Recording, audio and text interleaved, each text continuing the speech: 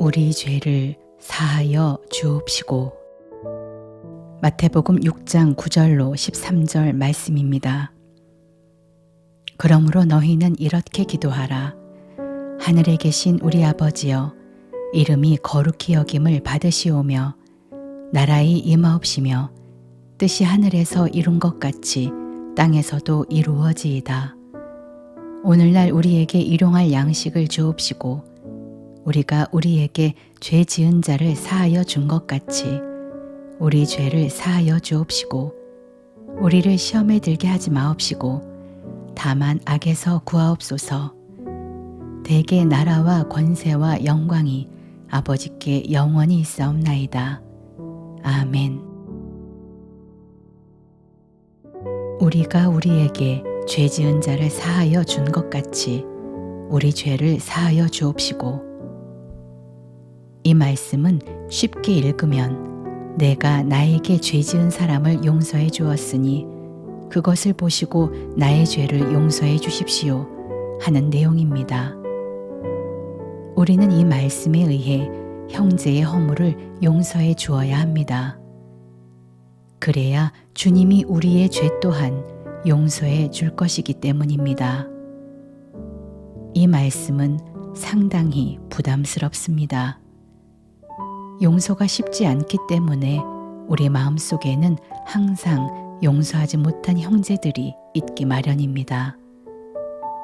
이런 상황에서 혹 교회에서 형제의 죄를 용서해야 한다는 요지의 설교를 들으면 마음에 찔림을 받고 회개하게 됩니다. 그리고는 은혜로운 말씀을 들었다고 하면서 집으로 돌아옵니다.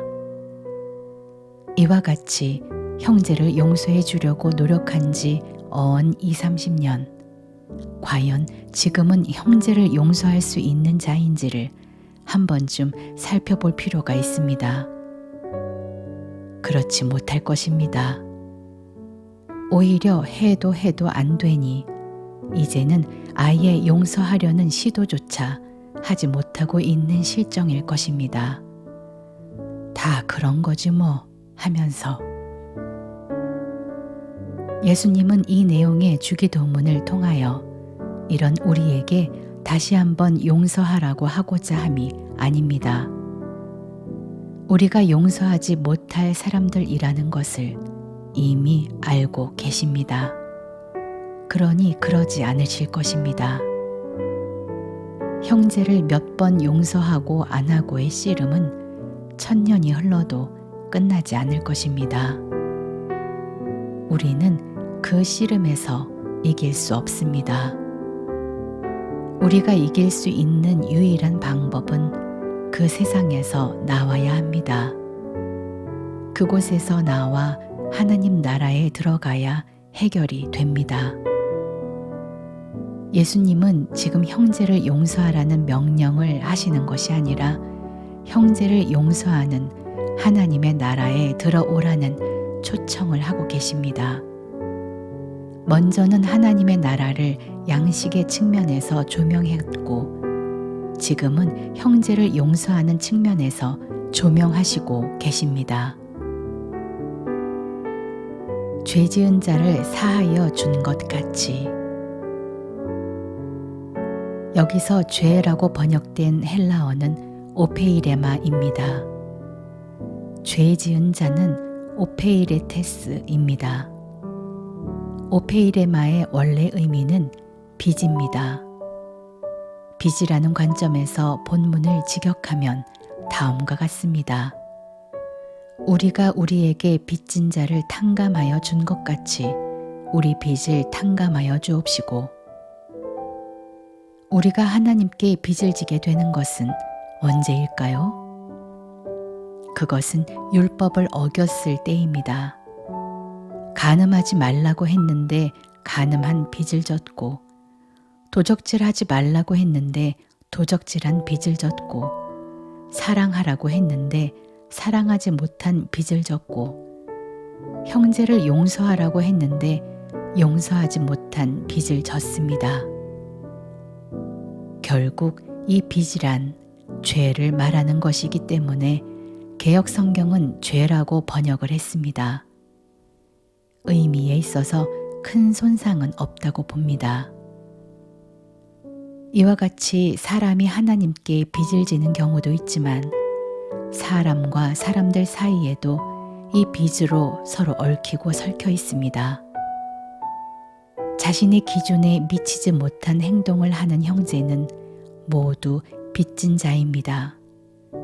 그래서 언젠가는 그 형제가 자신에게 빚을 갚기 위해서 합당한 행동을 하기를 기대합니다. 그렇지 않으면 계속해서 눈을 흘기고 심하게 판단을 할 것입니다. 빚을 독촉하는 모습입니다.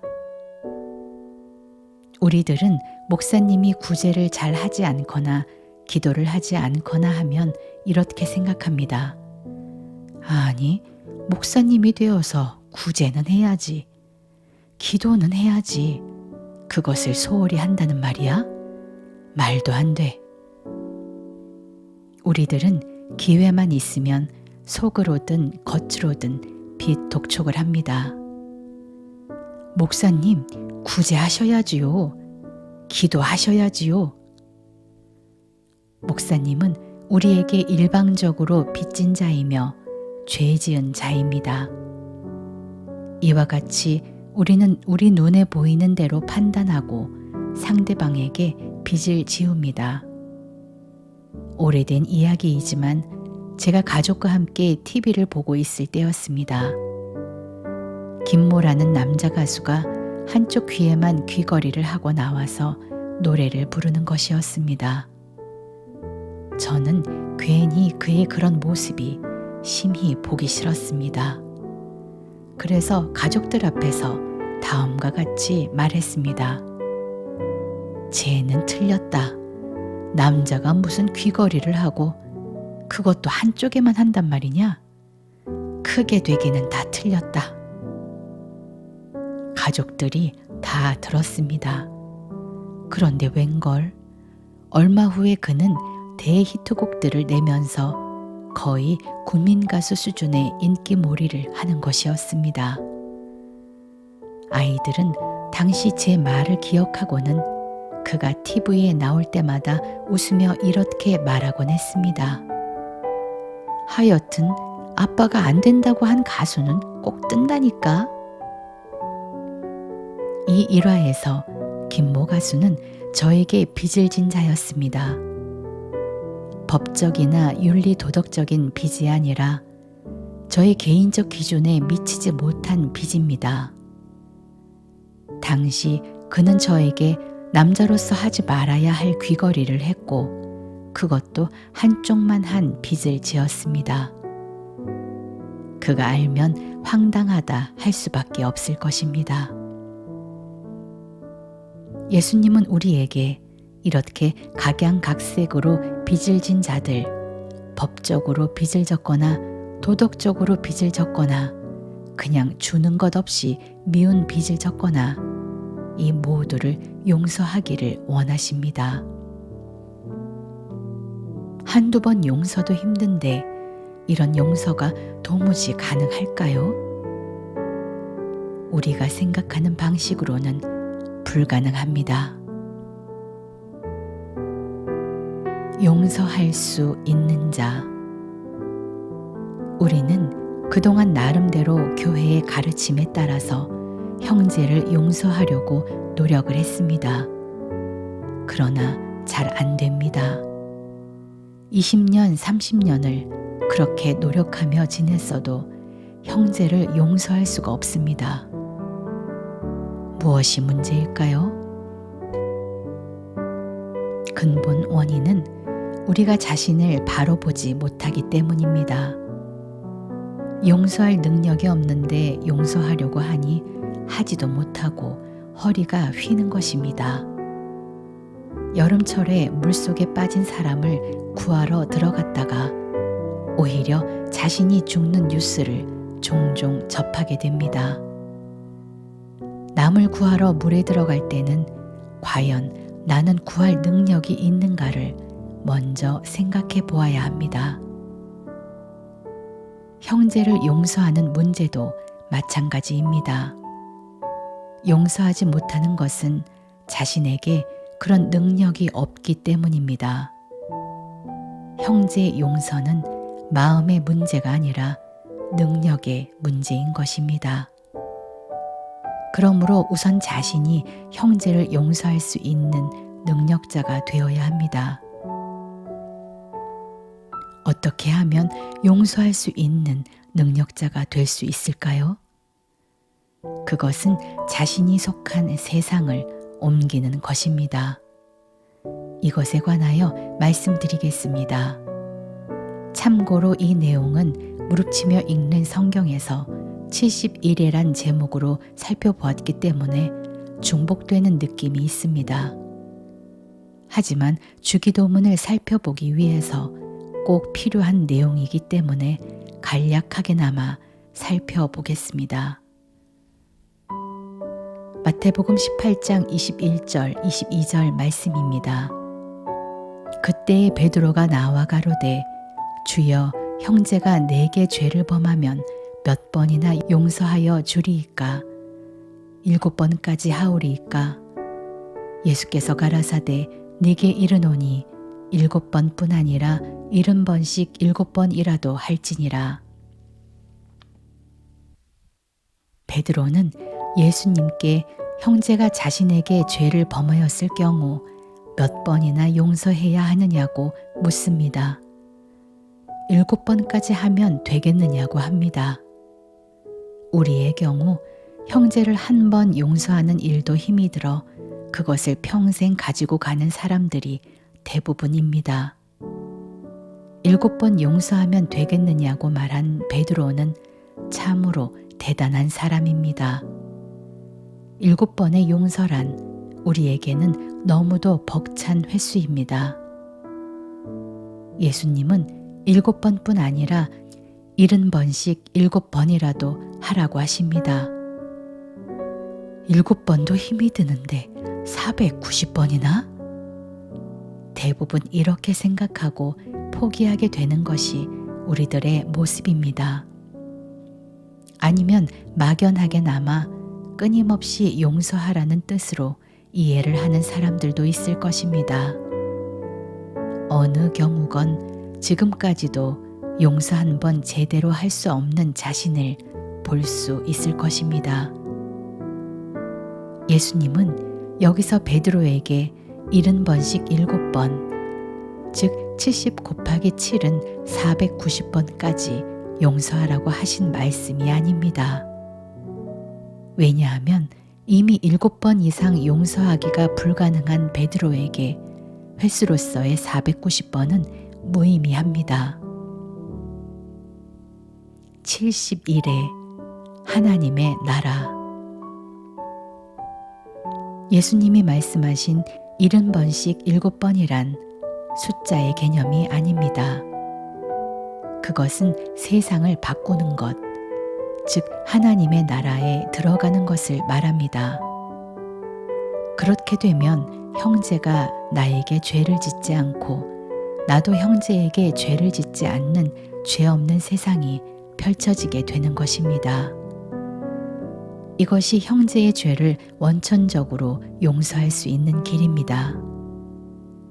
70번씩 7번이 어떻게 그런 의미를 가지게 되는지는 다니엘서 9장 24절의 말씀을 찾아봅니다.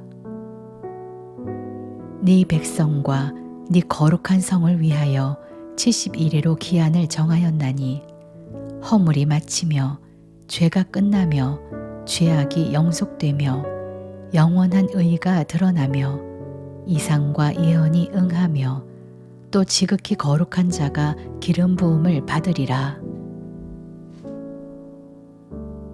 이 말씀은 71회가 지나면 우리의 죄가 영원히 속해지고 영원한 의가 드러나게 된다고 합니다. 결국 우리가 죄 사함을 받고 영원히 하나님과 함께하게 되는 것을 말하고 있습니다. 이것이 바로 하나님의 나라가 우리에게 개별적으로 임하는 때입니다. 71회의 문자적인 뜻은 70주일입니다.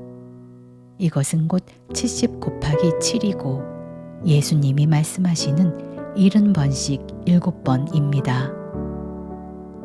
그렇습니다. 우리가 형제의 죄와 빚을 탕감해 주려면 1번, 2번, 7번 용서해서 되는 것이 아닙니다. 원천적으로 70일회가 지나 나에게 하나님의 나라가 임해야 합니다. 그때는 형제를 용서할 수 있는 능력자가 됩니다. 형제에게, 남편에게, 아내에게 용서해 줄 것이 애초부터 없는 그런 세상에 들어간 것입니다. 이것이 70일회의 용서이고 70번씩 7번의 용서입니다. 형제의 죄를 용서하는 문제는 하나님의 나라가 임해야 해결됩니다. 이것을 기도하라는 주님의 말씀입니다.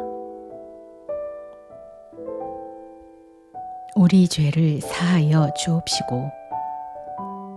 이제 이 말씀은 우리가 형제의 잘못을 용서해 주었으니 하나님도 우리의 잘못을 용서해 달라는 조건부적인 내용이 될 수 없습니다. 위에서 살펴본 대로 형제의 죄를 용서할 수 있는 사람은 능력자입니다. 하나님의 나라가 자신에게 임했기 때문에 형제를 용서할 수 있었던 것입니다.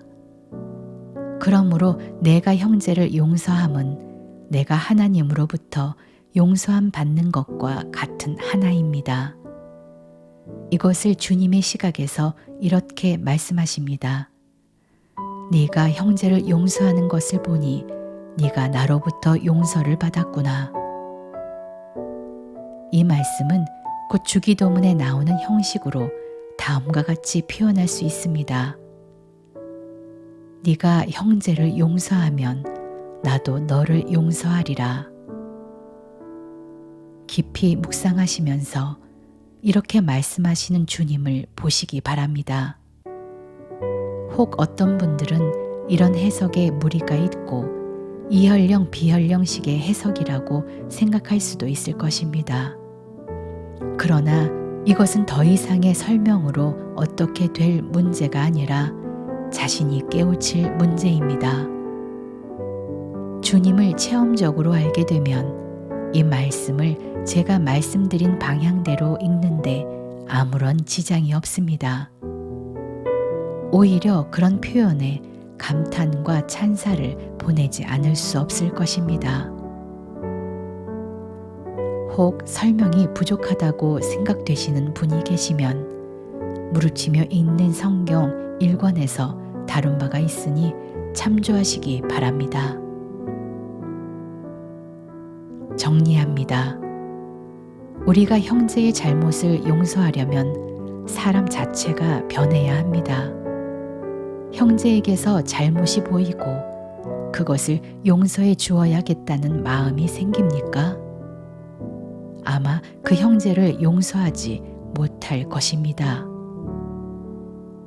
진정한 형제 용서는 원천적으로 형제의 잘못을 발견하지 못하는 것입니다. 발견하였다면 이미 늦었습니다. 이 모든 것은 자신이 먼저 하나님으로부터 죄 사함을 받고 하나님의 나라에 들어가야 해결되는 것들입니다. 우리는 되지도 않는 형제를 용서하려고 노력할 것이 아니라 먼저 자신이 하나님의 나라에 들어가야 합니다. 그렇게 되면 형제를 참으로 용서하게 되고 자신도 또한 이미 하나님께 용서받았습니다.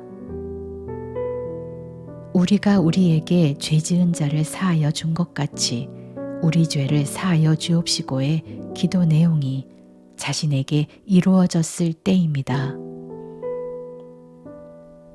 여러분 모두가 하나님의 나라에 들어가 형제를 용서할 수 있는 능력자들이 되시기 바랍니다. 아멘.